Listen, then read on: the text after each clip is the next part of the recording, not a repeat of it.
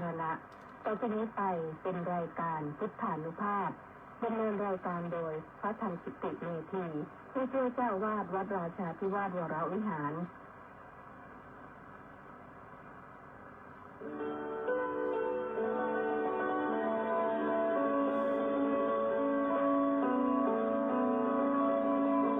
ได้เวลามาฟังพุทธานุภาพเพื่อรับทราบพุทธธรรมคำสั่งสอนเสริมมงคลให้ชีวิตก่อนหลับนอนรอพักผ่อนสุขสบายกายใจเทิน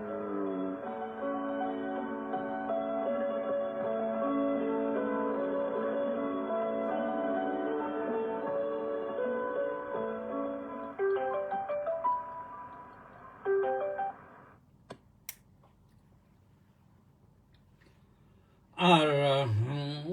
สัมมาสัมพุทโธภะคะวาพุทธังภะคะวันตังอภิวาเทมิสวากขาโตภะคะวะตาธัมโมธัมมังนะมัสสามิสุปฏิปันโนภะคะวะโตสาวกสังโฆสังฆังนะมามิปุณจปรังภิกขเวภิกขุอิมเมวะกายังยถาทิตังยถาปนิหิตังธาตุโสปัจจเวคติอัตถิอิมัสสมิงกาเยปฐวีธาตุอาโปธาตุทัพเตโชธาตุวายโยธาตุติก็ถวายความนอบน้อมแด่พระรัตนตรัยขอคารวะพระเถรานุเถระเจริญสุขสวัสดีมายังท่านสาธุชนทุกท่าน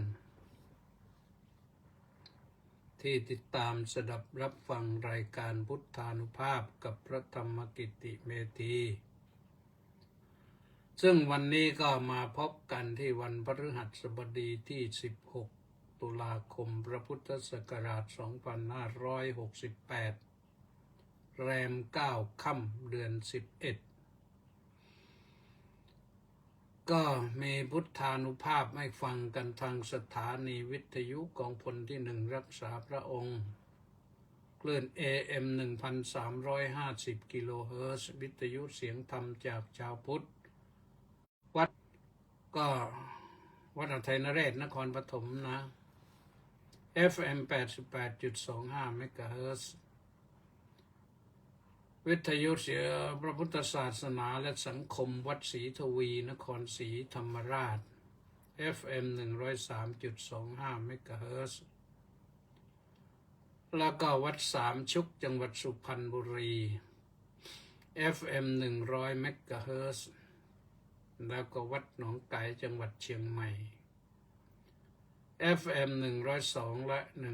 104.5 เมกะเฮิรตซ์พร้อมเลยถ่ายทอดสดไปทาง Facebook Live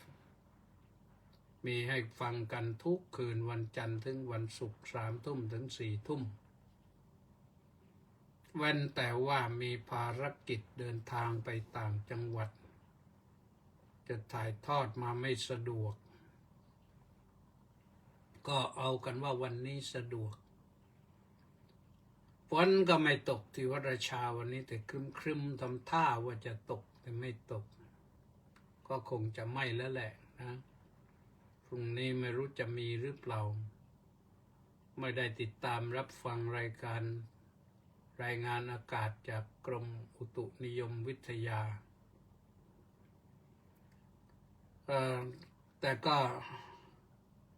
แจ้งนะว่าวันนี้เฉลิมและ702 คนออนไลน์เข้ามาอนุโมทนาสาธุสาธุนะพร้อมกันนั้นก็หน้าจอก็ ทยอยมาเรื่อยๆนะทยอยมาเรื่อยๆก็เอาและว่ากันไปตามตามสภาพนะมณีแสงจันทร์มาแล้วมาสุนทราโภพระสุนทรวัดหัวเกาะรุ้งมาแล้วสมศรีลักษณะเวลาศมาแล้วมณีแสงจันทร์ก็บอกว่าน้อมกราบนมัสการสาธุสาธุสาธุเจ้าข้าสาธุสมศรีก็บอกว่าน้อมกราบนมัสการสาธุสาธุสาธุเจ้าข้าสาธุแล้วก็ยังมีสุนทราโภก็ไม่ว่ากระไรแปะนันทิการก็บอกว่าน้อมกราบนมัสการสาธุสาธุสาธุเจ้าข้าก็สาธุสุพรรณีวันดีเจวิทยุเสียงธรรมจากชาวพุทธวัดอาทัยนเรศก็มาแล้ววัดป่าบนเนินสุโขทัยก็บอกว่าน้อมกราบถวายความเคารพพระเดชพระคุณครับผมสาธุนี่ท่านเจ้าคณะจังหวัดนะเนี่ยต้าสิทธิมงคลนมัสการสาธุครับสาธุแล้วก็นี่มาจบที่ต้านะเดี๋ยวต่อไปค่อยว่าต่ออนุโมทนากับทุกท่านแล้วก็กระซิบซ้ำย้ำเตือนนะวันนี้ว่าวันที่17ก็ใกล้เข้ามาอีกนะ17ก็ใกล้มาอีกแล้วก็วันที่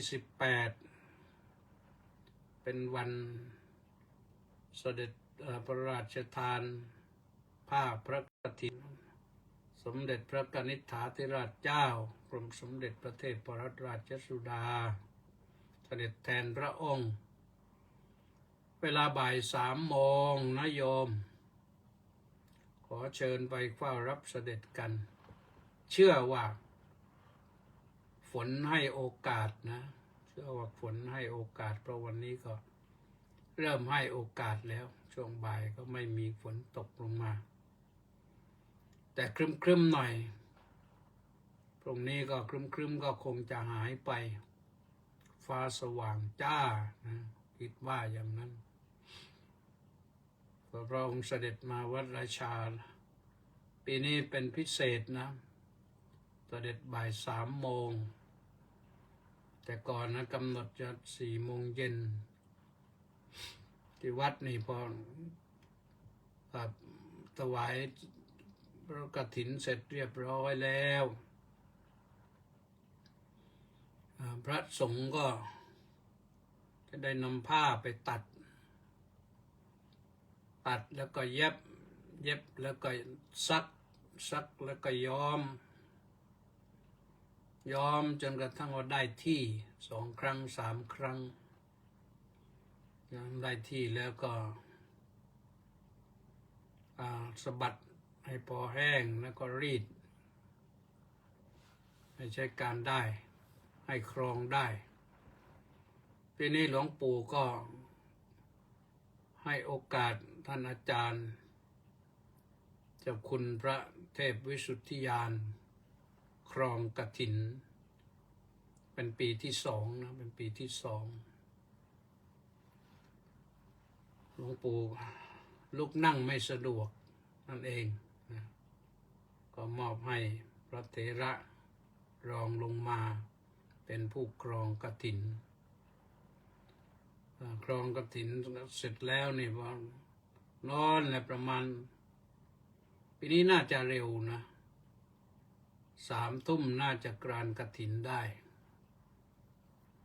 แต่กรานกฐินได้3 ทุ่มก็ไม่เกิน4 ทุ่มก็เสร็จเรียบร้อย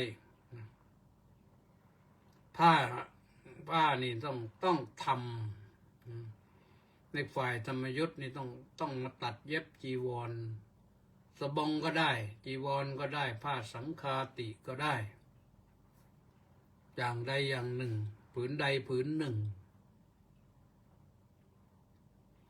ถ้าทางฝั่งมหานิกายท่านก็ใช้จีวรสำเร็จรูปก็สบายไป ถามว่าได้ไหมก็ได้เหมือนกันนะเพราะทำกันมาเป็นหลายร้อยปีแล้วก็ได้นะแต่ในฝ่ายธรรมยุทธ์นี่จะถือเอาตามแบบดั้งเดิมแบบสมัยพุทธกาลต้องเอามากะมาตัดมาเย็บมาซักมาย้อมแล้วก็สะบัดให้แห้งพอสมควรแล้วก็รีดเสร็จถึงจะนำไปกรานอีกทีหนึ่งก็กรานก็อัตตตังพันเตสังคัสสะกทินังธัมมิโกกทินัตตาโรอนุโมดามิก็บอกว่าข้าพเจ้าขออนุโมทนากฐินนี้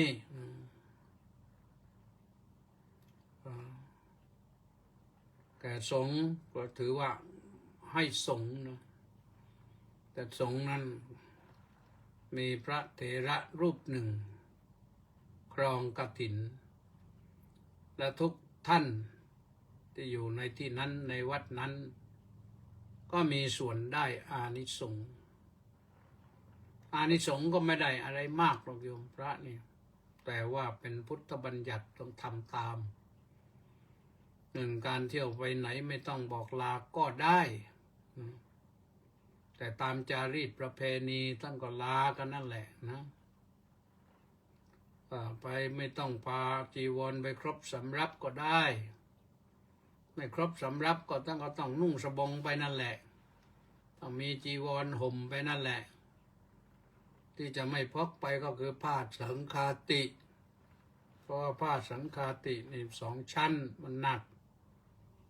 ถ้าเกิดไปถูกฝนถูกน้ำเปียกก็โอ้ยหนักมากปกติแล้ว2 กิโลกว่านะที่พระพาดอยู่นั่นสังฆาติ2 ชั้นนะ2 กิโลกว่าฉันคณะโพธิได้คือฉันเป็นวงฉันเป็นวงเนี่ยถ้ารับกฐินแล้วโน่นทำได้ไปถึงกลางเดือน4นั่นเรื่องไปไหนไม่ต้องบอกลาก็เหมือนกันนะเรื่องพาจีวรไปไม่ครบสำรับก็เหมือนกันใช้ได้ไปถึงกลางเดือน4นั่นคือสิ้นฤดูหนาวเป็นอานิสงส์จากการรับกฐินถ้าไม่รับกฐินถึงวันลอยกระทงสิ้นเดือน11เนี่ยก็จบไปขึ้นถึงกลางเดือน12ก็จบอานิสงส์1 เดือนแต่ทีนี้พระนี่ต้องเดินทางไปถึงตอนนั้นไปดูแลการสอบนักธรรมบ้างดูแลการสอบบาลีบ้างดูช่วงนี้ก็เมื่อรับกฐินเองแล้วก็ไปร่วมกฐินงานอื่นวัดอื่นด้วยอาตมาภาพเองก็มีภารกิจต้องไปร่วมกฐินถวายกฐินแด่พระภิกษุสามเณรใน200-300 วัดในภาคใต้นะก็จัดรวมกันถวายที่เดียวโยมอาจจะสงสัยว่าถวายที่เดียวแล้วมันจะได้อานิสงส์คือไปถ้ามีกฐินก่อนแล้วมีอุบาสกอุบาสิกามารับไปพระก็มาด้วยนั่นแหละเป็นเพื่อนนะเป็นสักขีพยานรับไปแล้วไปประกอบพิธีสวดอัปโลกกฐินกรานกฐินเสร็จที่วัดนะที่นี่รับธรรมดา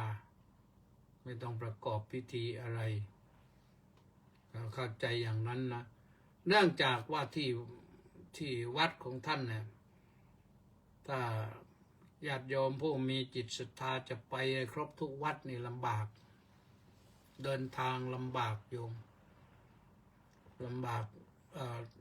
ถนนไม่ดีบ้างเสี่ยงภัยบ้างก็เลยไปถวายที่หนึ่งที่หัดใหญ่นี่ถวายที่หัดใหญ่ที่เดียวมารับกัน200-300 วัดแล้วก็ท่านก็ไปว่ากันเองเข้าใจอย่างนั้นนะ ทีสำหรับวัดราชาธิวาสวิหารนี่ก็เป็นกฐินหลวงเสด็จพระราชทานโดยพระองค์เองหรือผู้แทนพระองค์มาถวายกฐินก็ทางธรรมยุทธ์นี่เว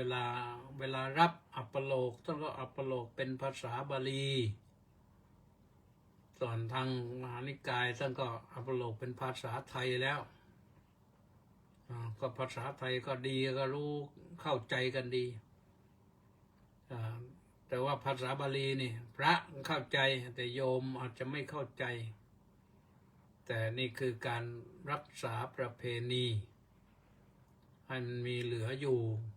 ก็ยังทำกันอยู่นะผ้าก็ต้องรับผ้าขาวมาแล้วก็ไปตัดเย็บแล้วก็ซักแล้วก็ย้อมรีดเสร็จนำไปในพระอุโบสถอีกรอบหนึ่งโน่นประมาณ 2-3 ทุ่มนั่นแหละตอนนั้นไปกรานเรียกว่ากรานตอนในพระอุโบสถนี่เรียกว่าอัปโลกนั้นคือบอกกันว่าผ้ากฐินผืนนี้เกิดขึ้นแล้วนี่เรามอบให้พระเถระท่านนี้เป็นผู้ครองท่านที่นั่งอยู่ก็รับว่าสาธุถ้าสาธุแล้วก็โอเคแล้วนะทุกวัดนี่ถ้ามีพระจำพรรษาครบ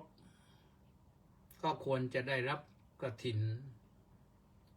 อันนี้คำว่าควรนะบางวัดอาจจะไม่ได้รับก็ได้ถ้าไม่มีเจ้าภาพถวายก็ไม่ต้องรับก็ถามว่าผิดไหมไม่ได้ผิดอะไรหรอกแต่ไม่ได้อานิสงส์กฐินทั้ง5 ประการดังที่ว่ามาแล้วนะการเที่ยวไปไหนไม่ต้องบอกลาการไปไหนไม่ต้องปากลับอริวรไปครบสำรับฉันคณะโภชนะได้จีวรเกิดขึ้นในอาวาสนั้นได้แก่พวกเธอคนอื่นไม่มีสิทธิ์ท้วงติงลาภสักการะเกิดขึ้นก็เป็นของท่านที่อยู่จำพรรษาในวัดนั้นนะคนอื่นไม่มีสิทธิ์มาทวงแต่ถ้าท่านแบ่งให้ก็ได้ไม่มีปัญหาถ้าสมมติว่าเกิดลาภสักการะขึ้นมาก็แบ่งกันโดยปกติพระก็แบ่งปันกันอยู่แล้วปฏิบัติตามหลักสารานิยธรรมหลักสารานิยธรรมข้อที่4ก็คือแบ่งปันกันอยู่กันด้วยความเห็นอกเห็นใจกันแบ่งปันลาภสักการะที่เกิดขึ้นด้วยความชอบธรรมนี่ก็เป็นเรื่องของกฐินนะแต่ปีหนึ่งก็มีครั้งเดียวให้รับครั้งเดียวนี่แหละตอนออกพรรษาแล้วนี่แหละเดือนหนึ่งอย่างนั้นก็เดือนเดียวเท่านั้นแหละแต่ประเทศไทยเรานี่มีวัดตั้ง 43,000 กว่าวัดก็ต้องวัดทั้งหมดนั่นถ้าได้รับกฐินจริงๆก็วันหนึ่งประมาณ 1,500-1,600 วัดโยมแต่ไม่ใช่โยมคนเดียวนะกระจายกันไปช่วงนี้ถือว่าเป็นช่วงเงินสะพัดสนับสนุนรัฐบาลไปด้วยโยมก็ฟักกระเป๋ามาทำบุญกันเงินนั้นก็กระจายไปทั่วประเทศเลยแล้วก็พระก็เอาไปไหว้ก็ไม่ได้นอนหัวเราะกิ๊กกักกันอยู่หรอกเงินน่ะดีไม่ดีลูกหนี้มาทวงอยู่แล้วค่าปูนบ้างค่าทรายบ้างค่าเหล็กบ้างค่ากระเบื้องบ้างไปเอาเข้ามาก่อนร้านส่วนมากเขาก็ใจดีถ้าเป็นพระก็เชื่อกันเครดิตสูงก็เอามาใช้ก่อนทำงานก่อนถ้าได้กฐินก็เท่าไหร่ก็มาว่ากัน ได้เลยครับหลวงพ่อได้เลยเอาไปเลยถึงวันนั้นโยมก็มาจ้องอยู่แล้วนะรวมทั้งค่าแรงเด็กๆด้วยนะ เด็กน้อยเด็กใหญ่ที่มาทำก่อสร้างในวัดนะเพราะว่าการได้เงินมาก็เพื่อบูรณะปฏิสังขรณ์หรือสร้างกุฏิอาคารศาลาการประเรียนอะไรต่างๆเนี่ยก็อยู่ตรงนี้แหละเงินมันวนเวียนมันสะพัดก็เรียกว่าเงินสะพัดนะก็คือมันกระจายไปทั่วประเทศเท่าไรไม่รู้นะโยมลองตั้งดูเอาการเฉลี่ยแล้วทั้งหมดเนี่ย43,000 วัดคิดว่าอ่ารวมวัดละ300,000ก่อน300,000 339 34 12โอ้หลายตังค์นะเป็นแสนล้านนะ120,000 ล้านนะมันใช่ไหมโยมเป็นเงินเลข6 ตัวเนี่ยในเงินสะพัดพรึบเดียวอันนี้ไม่ต้องรอคนละครึ่งนะโยมทำบุญเต็มก็ได้เต็มเลยเอาละท่านสาธุชนทั้งหลายลองคิดดูแล้วกันอาตมาก็นั่งพูดไปเนี่ยอาจจะถูกก็ได้ผิดก็ได้ตัวเลขนะแต่ลองคิดดู43,000 วัดวัดละ300,000เพราะที่ตั้งไปอย่างนี้เพราะว่าบางวัดนี่ก็ได้เป็น10 ล้าน20 ล้านก็เอาไปเฉลี่ยกันตัวเฉลี่ยกันไปวัดละ300,000ถ้าไม่ถึงก็200,000ก็ได้นะบางวัดอาจจะไม่ถึงแล้ว5,000 6,000นะที่ก็ไปทอดกฐินตกค้างอันนี้มันตกค้างตั้งแต่ยังไม่เข้าพรรษาเนาะมันไม่รู้อย่างไงเหมือนกันยังไม่ทันเข้าพรรษาเลยกฐินตกค้างแล้วโยมก็กลายเป็นตกค้างนี่เป็นคำที่เป็นแฟชั่นไปนะเอาละก็ว่ากันไปวันนี้ก็ยังอยู่ที่มหาสติปัฏฐานว่าโดยเรื่องธาตุบัพพะข้อกำหนดว่าโดยธาตุในกายนี้นะที่จริงส่วนย่อยทั้งหมดนะว่ามาแล้วเมื่อคืนนะแต่รวมลงให้มันเป็นธาตุแต่ละอย่างเกสาโลมานะขาดันตาตะโจมังสังนาหารัวทิอธิมันจังวักกังหาดายังยักนังกิโลมักกังปิหกังปปะสังอันตังอันตะกุนังอุดาริยังปิตังกริสังปิตังเสมังปุบโลหิโตมหาราเมโดวสุอัสสาวัสุอัสสาวัสุสิงคานิกาลสิกามุตตังนะเป็นอาการ32อาการ32นั่นที่ท่านเอามาภาวนาเป็นบทภาวนากรรมฐานนั่นนะตั้งแต่ผมไปถึงอาหารใหม่อาหารเก่านะผมขนเล็บฟันหนังไปถึงอาหารใหม่อาหารเก่า20 อย่างท่านนับมันสมองเข้ามาด้วยเป็น20 อย่างในตัวนั้นไม่มีมันสมองมัตตะเกมัตตลุงคังที่จริงมัตตลุงคังมันสมองนะก็มันแค่นธาตุใดที่เป็นสิ่งที่เป็นแข็งในร่างกายนี้ผมก็แข็งขนก็แข็งเล็บก็แข็งฟันก็แข็งหนังก็แข็งเนื้อเอ็นกระดูกก็แข็งม้ามหัวใจตับพังผืดไตปอดไส้ใหญ่ไส้น้อยก็แข็งอาหารใหม่อาหารเก่าก็แข็งทีนี้ธาตุใดที่เหลวเอิบอาบไม่แข็งเหลวธาตุนั้นก็เป็นธาตุน้ำอยู่ในกายนี้แหละธาตุน้ำคืออะไรบ้าง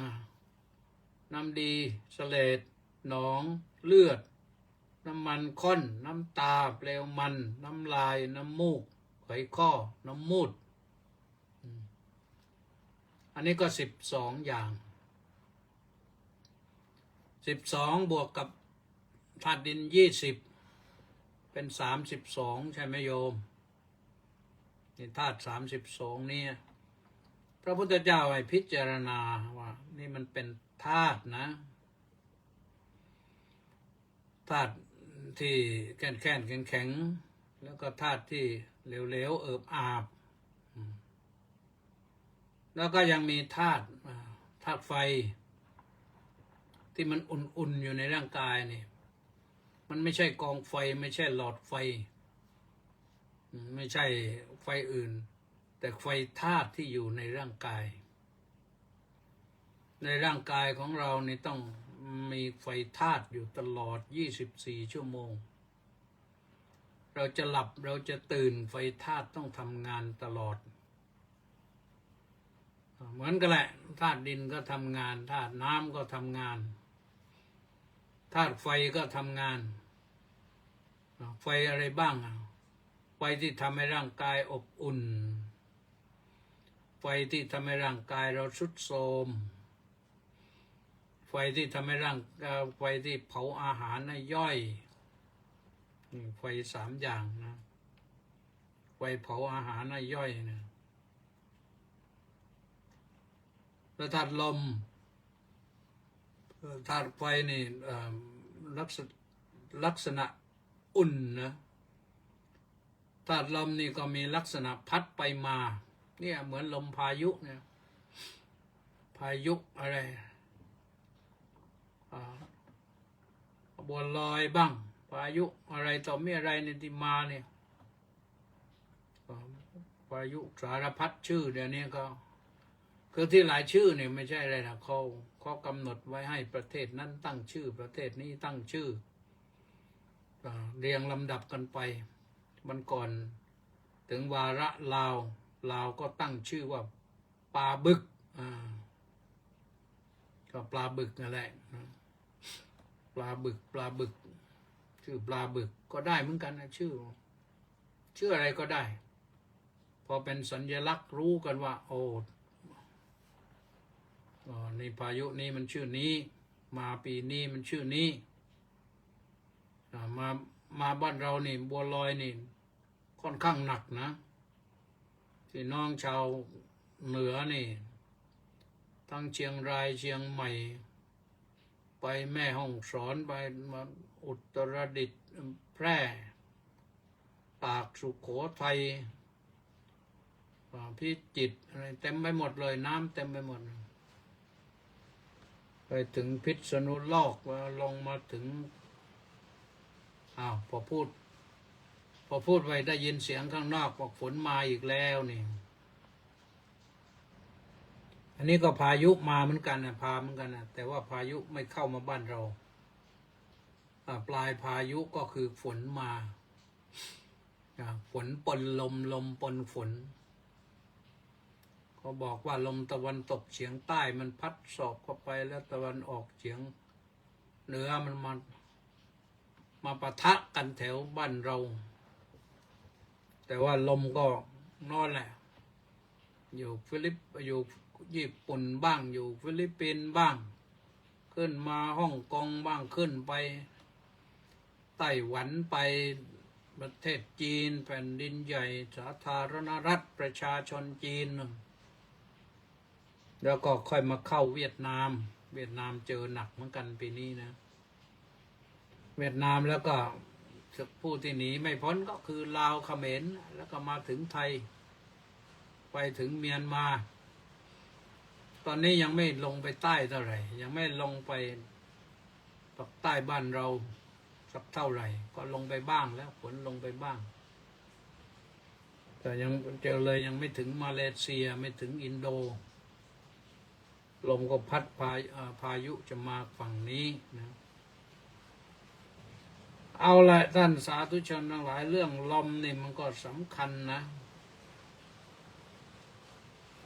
ในร่างกายของเราไม่มีลมก็ไม่ได้ลมพัดขึ้นเบื้องบนก็ทำให้หูอื้อนะ ลมพัดลงบ้วงต่ำก็ทำให้ไปท้องอืดอะไรต่างๆลมในท้องลมในไส้เนี่ย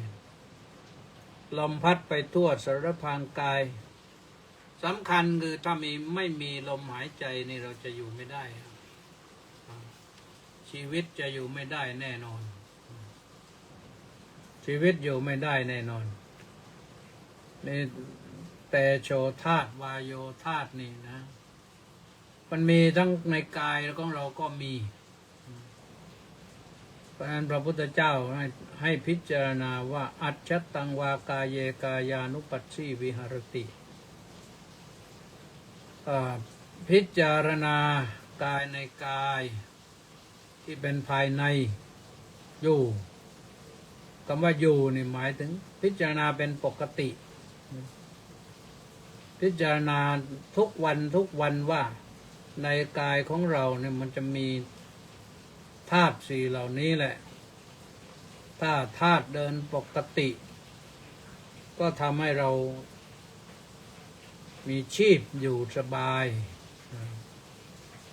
ถ้าธาตุผิดปกติเราก็จะมีอาการครั่นเนื้อครั่นตัวแล้วปวดหัวบ้างคัดจมูกบ้างครั่นเนื้อครั่นตัวบ้างเพราะฉะนั้นต้องระมัดอย่าเผลอ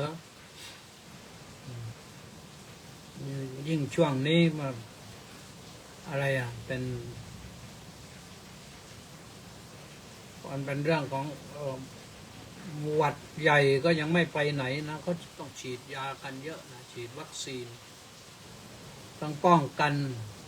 ทั้งกำจัดฉีดวัคซีนป้องกันหวัดใหญ่ฉีดวัคซีนกำจัดหวัดใหญ่ก็ใครหวาดระแวงก็ไปฉีดก็ได้หรือถ้าไม่กลัวก็ไม่ฉีดก็ว่าไปแล้วแต่โยมนะนี่แล้วแต่โยมก็ฉีดไปแล้วบางทีแพ้มันก็อันตรายอยู่เหมือนกันแหละนะถ้าไปแพ้วัคซีนนี่ก็อันตรายอยู่เหมือนกันวอิทธาวากายเยกายานุปัสสีวิหรตินะก็พิจารณากายในกายที่เป็นภายนอกกายของเราแต่ก็ที่ผิวนี่แหละ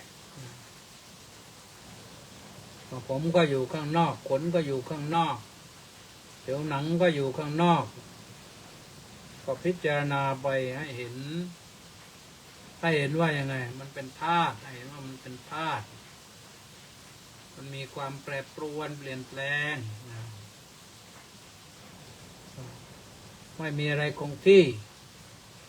อัจฉัตตบหิทธาวากายเยกายานุปัสสีวิหรติพิจารณาเห็นกายในกายทั้งภายในทั้งภายนอกสำรวจดูให้ดีอย่าเผลอทีเดียวมันจะเป็นตุ่มเป็นปุ่มเป็นก้อนแข็งอะไรก็ไปให้หมอดูเสียก่อนอย่าประมาทอยู่เพราะถ้ามันหนักแล้วมันจะแก้ยากไอ้เนื้อร้ายที่มันเป็นก้อนแข็งๆนะนั้นต้องพิจารณาสมุทัยธรรมานุปัสสีวากายัสมิงวิหรติ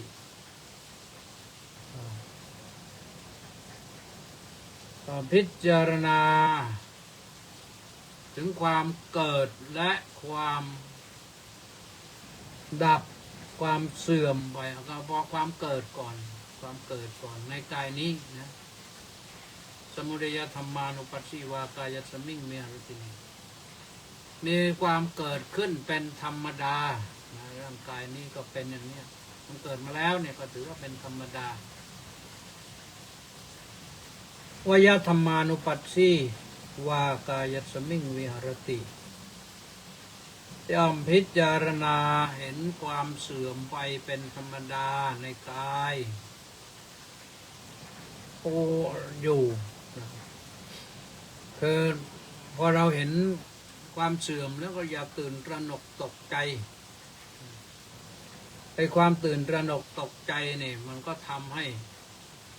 โรคมันรุมเร้ารุนแรงได้นะเพราะฉะนั้นเราก็เกิดก็เกิดนี่เกิดได้มันก็เสื่อมได้ แต่ว่าเราไม่ต้องรอให้มันเสื่อมเองนะ ต้องหาทางกำจัดบำบัดบรรเทาให้มันดีขึ้นนะสมุทัยนะ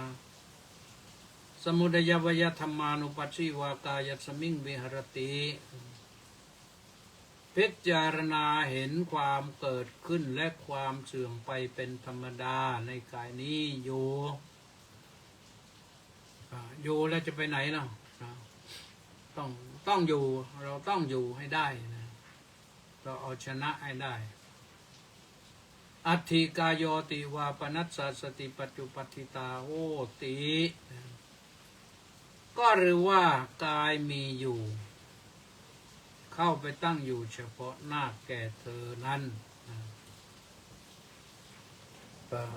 อยู่เฉพาะหน้าก็คือเรามีสติรู้ว่ากายเราเนี่ยมันมีอยู่นะเรามีกายอยู่นะเหมือนกับคนที่จะทำงานนะเห็นเพื่อนก็ร่ำรวยเราก็มีมือมีเท้านี่เท่ากันมีร่างกายเดียวเหมือนกันมีมือสองมือเหมือนกันมีเท้าสองเท้าเหมือนกันมีจิตมีใจเหมือนกันเห็นเพื่อนรวยเราก็ทำให้รวยเหมือนเพื่อนสิทำให้รวยเหมือนเพื่อนจะไปกลัวอะไรอย่ารวยทางลัดอย่าเสี่ยงแต่โชคนี่วันนี้ก็บันทึกเทปรายการสัมมปัญญาของสถานีโทรทัศน์ช่อง NBT ช่อง11นะบันทึกไป2 ช่องวันนี้เดี๋ยวเขาไปออกไม่รู้ออกวันนี้หรือพรุ่งนี้รู้สึกจะวันศุกร์ก็ออกพรุ่งนี้เย็นๆนะสงสัยก็ตามไปดูก็ได้ก็ว่าด้วยเรื่องไปขอโชคขอลาภมันเหมือนกันนะเรื่องไปขอโชคขอลาภขออะไรมันก็ว่าไปดูนะตามไปดูก็มาขอธรรมะเราจะแก้ด้วยธรรมะข้อไหนอย่างไรก็ว่าไปตอนละ30 นาทีนะอัตถิกายโยติวาปนัสสะสติปัจจุปัฏฐิตาโหติก็หรือว่าก็สติว่ามีกายมีอยู่เข้าไปตั้งอยู่เฉพาะหน้าแก่เธอเนี่ยต้องมีสตินะเราต้องมีสติระลึกรู้เสมอเรื่องกายของเราเนี่ยเราจะทำอะไรงานหนักงานเบาขนาดไหนมันเป็นเรื่องของงานแต่ต้องมีสติพิจารณากายอยู่เป็นประจำนะยาวเดวะ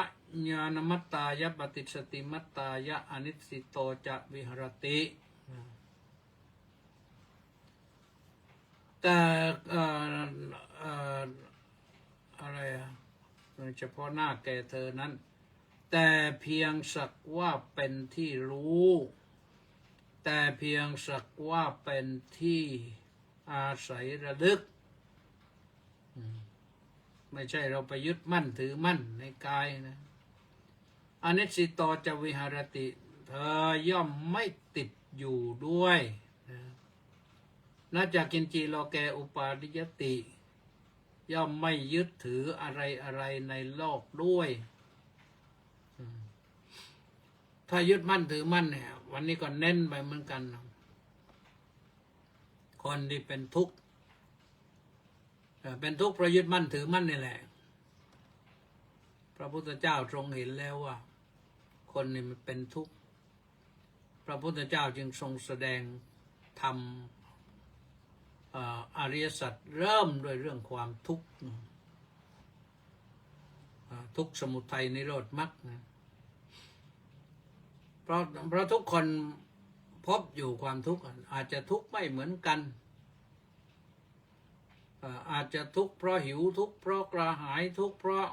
เจ็บไข้ได้ป่วยทุกข์เพราะผิดหวังทุกข์เพราะหวาดกลัวเนี่ยถึงตอนนี้เนี่ยคนกลุ่มหนึ่งก็หวาดกลัวมากกลัวพายุบ้างกลัวฝนบ้างกลัวอะไรบ้างทำให้อยู่ลำบากนะจริงๆแล้วมันก็เป็นเรื่องปกติธรรมดาไม่ใช่เพิ่งเกิดนะมนุษย์ยุคแรกๆนั่นไม่รู้ว่าท่าน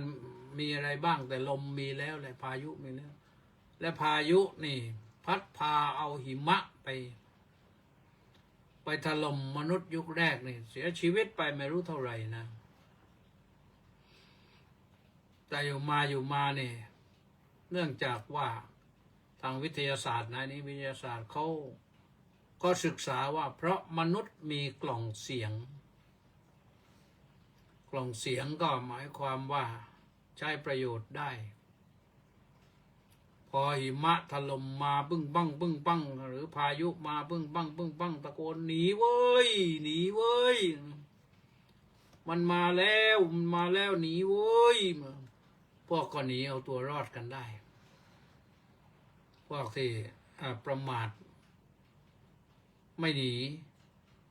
ก็จมหิมะตายไปก็ไม่รู้เท่าไหร่ในปัจจุบันก็ยังมีคนประมาทอย่างนี้นะอะไรที่หลบได้หลบก่อนรู้หลบเป็นปีกรู้หลีกเป็นหางโบราณไทยด้านว่าอย่างนั้นรู้อะไรไม่สู้รู้วิชารู้รักษาตัวรอดเป็นยอดดีไอ้คำว่ารู้รักษาตัวรอดเป็นยอดดีนี่ไม่ได้หมายความว่าเพื่อนจะเป็นจะตายยังไงไม่รู้นะเราเอาตัวรอดไว้ก่อนคือบอกกันนะถ้ามันอันตรายแก่พวกแก่พ้องก็บอกกันหลบภัยก่อนมันถึงจะดีนะ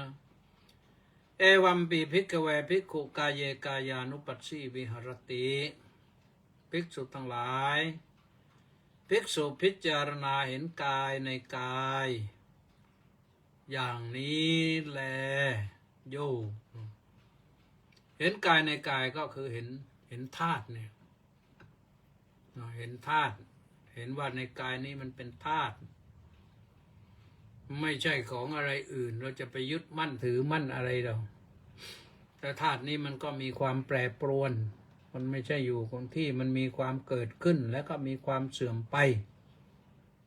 เป็นธรรมดานะคำว่าธรรมดาเนี่ยไม่ใช่ธรรมชาตินะ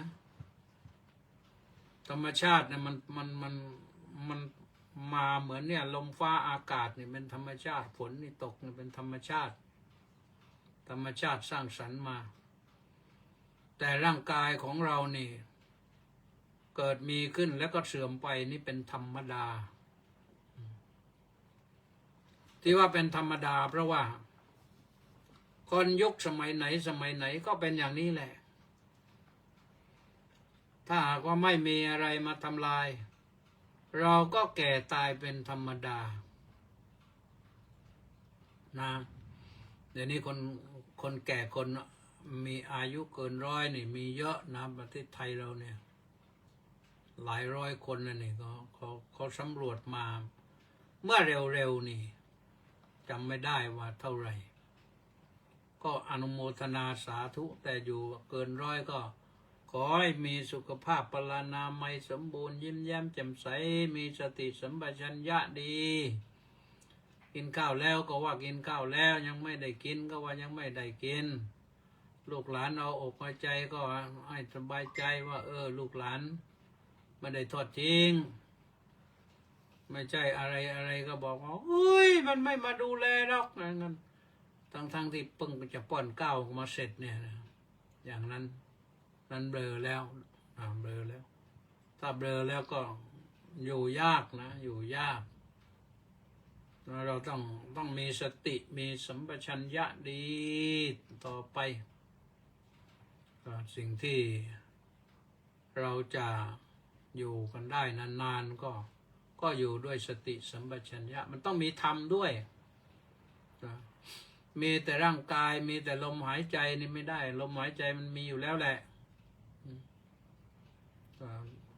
ตราบใดที่ยังมีชีวิตอยู่ก็มีลมหายใจ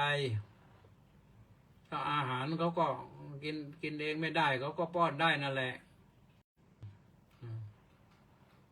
ผู้ที่ได้รับการป้อนเนี่ยต้องมีสติสัมปชัญญะดีการจะให้มีสติสัมปชัญญะก็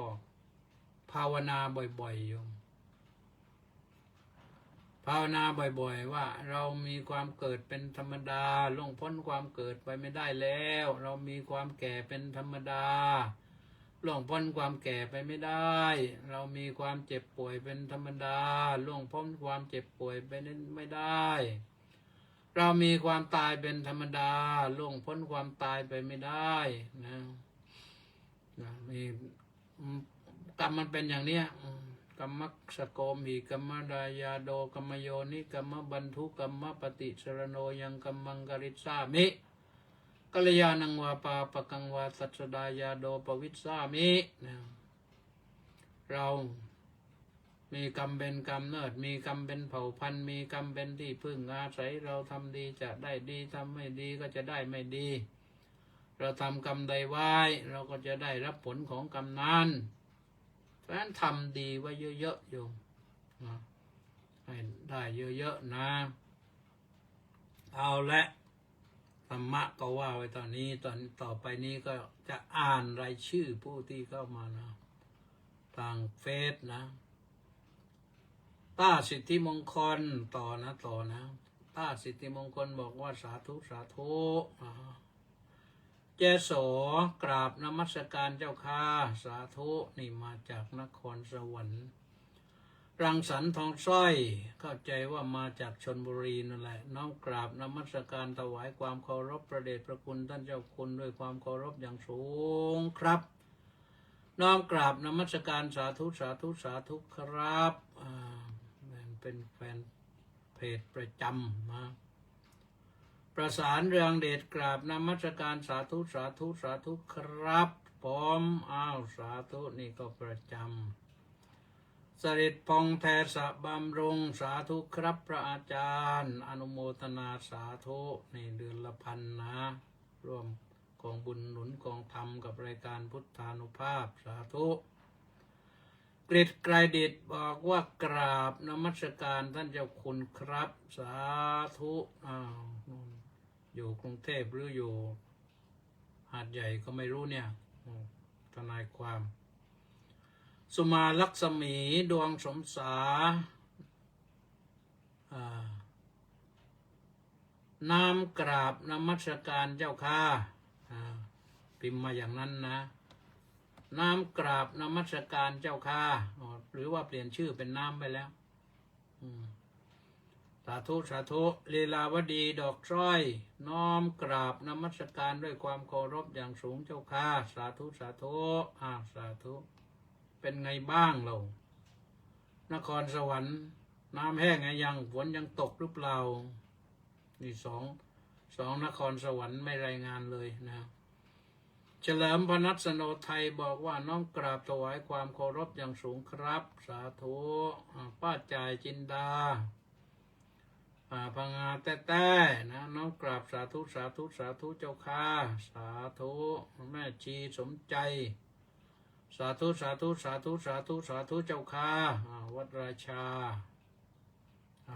จบที่แม่ชีสมใจรังสรรค์ทองสร้อยน้อมกราบพระเดชพระคุณท่านเจ้าคุณด้วยความเคารพอยู่บ้านศรีราชาชลบุรีครับวันนี้น้อมกราบนมัสการสาธุสาธุสาธุสาธุครับผมไม่มีผมนะสาธุก็มีตอนนี้แหละนะก็ท้ายรายการก็ย้ำนะว่าวันที่18จะถึงแล้วพรุ่งนี้วันเดียวแล้วไปร่วมกันเฝ้ารับเสด็จ สมเด็จพระกนิษฐาธิราชเจ้าเนาะเสด็จแทนพระองค์มาพระราชทานผ้าพระกฐินเวลาบ่าย3 โมงนะที่วัดที่พระอุโบสถวัดราชาธิวาสวิหารเชิญไปร่วมกันเพื่อรับเสด็จให้อบอุ่นใจยอมจะไปร่วมกฐินก็ได้นะจะไปร่วมกฐินก็ได้นะร่วมกฐินก็ทูลเกล้าถวายโดยเสด็จพระราชกุศลมันก็มี2 อย่างนะตอนเกล้าถวายวัดราชาธิวาสวิหารหรือทูลเกล้าถวายเป็นส่วนพระองค์ก็ทำได้ทั้งนั้นนะเราทำกันเยอะนะตอนนี้ก็เงินนี่มันต้องการจ่ายเยอะแหละนะพระองค์ก็บริจาคเยอะๆนะกาชาติบ้างอะไรบ้างเจ้านายผู้ใหญ่ก็นนบริจาคไปให้ทหารไปทำบังเกอร์ให้ประชาชนก็มีพระเจ้าน้องนางเธอนนก